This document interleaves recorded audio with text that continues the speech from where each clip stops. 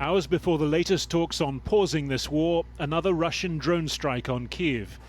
A mass attack causing damage across Ukraine's capital, apartment buildings hit. Among the dead, a 5-year-old girl and her father who'd relocated from frontline Zaporizhia for safety. An elderly woman was also killed. The security workers could not open the door to her apartment. The door got stuck and she was burnt alive inside. It's horrible. But this is what war is. There is, of course, a desperation here for all this to end. Talks underway this evening between Ukrainian and US officials in Saudi Arabia ahead of a Russian-American meeting there tomorrow. In the meantime, Ukraine's army promoting its latest gains, like Russia looking for leverage before any ceasefire. This video, which also contains images of dead Russian soldiers, said to show a 30-hour operation to reclaim 3 square kilometers of Russian-occupied Luhansk, home once to a couple of dozen people.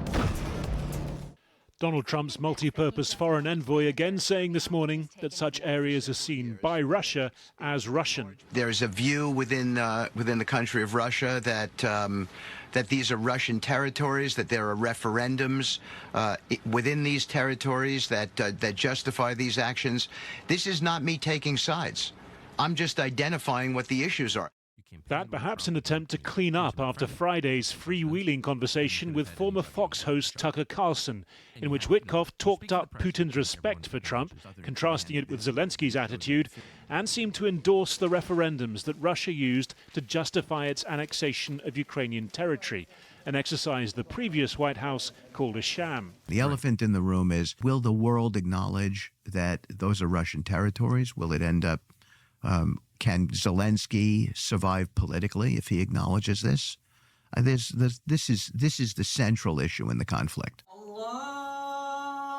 But from President Zelensky today breaking the Ramadan fast with Ukrainian Muslim soldiers, a reminder that for Ukraine, for Europe, guaranteeing Russia goes no further in the future is just as central to ending the conflict.